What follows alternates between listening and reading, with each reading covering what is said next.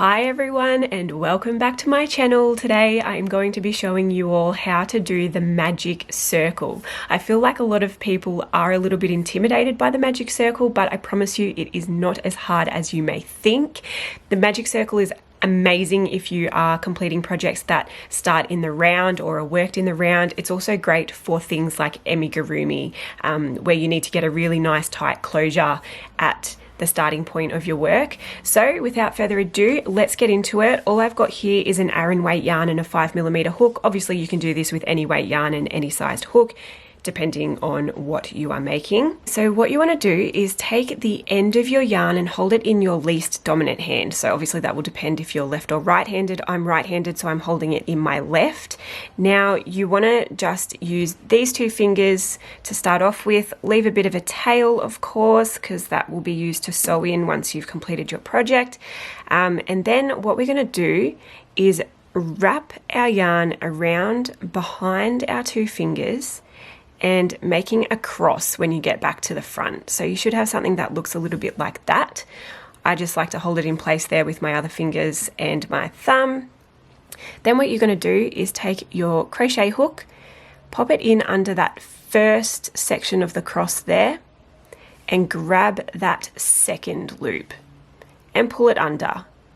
And at the same time, you're kind of twisting your hook around. So you should have something that looks a little bit like that.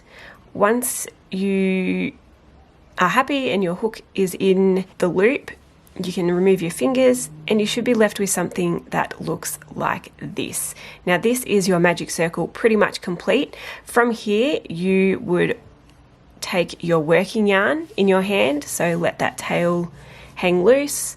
Take your working yarn in your hand, pull to tighten it up a little bit, and then you would begin working. I always like to do a chain one just to secure that loop, so now that's not going to fall apart or go anywhere.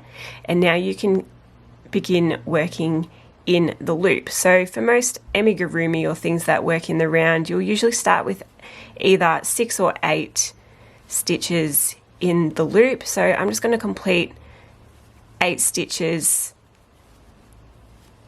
just to show you guys what it looks like. 1, 2, 3, 4, 5, 6, 7, 8. So once you've worked in the middle of that loop, you'll have something that looks like this. Now notice that I crocheted over my tail as well, and the reason for this is, the reason it's called a magic loop, I suppose, is because it is kind of magic, I guess. When you crochet over the end, you can literally just pull this now and it will give you complete closure of that hole.